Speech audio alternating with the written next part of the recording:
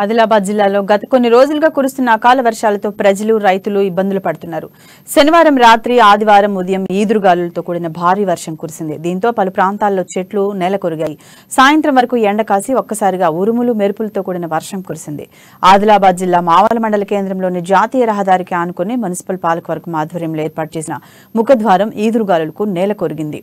ఈ ముఖద్వారం భాగంలో ఉన్న సైన్ బోర్డు ముక్కలు రోడ్డుపై ఊడిపడ్డాయి. నాసిరకం పనులే కారణమన్న ఆరోపణలు వెల్లువెత్తాయి. దీంతో కొంతసేపు ట్రాఫిక్ జామ్ అయింది. అదే సమయంలో వాహనాలేవీ రాకపోవడంతో పెను ప్రమాదం తప్పింది. మున్సిపల్ అధికారులు పోలీసుల సహకారంతో శిథిలాలను తొలగించి ట్రాఫిక్ ను క్లియర్ చేశారు.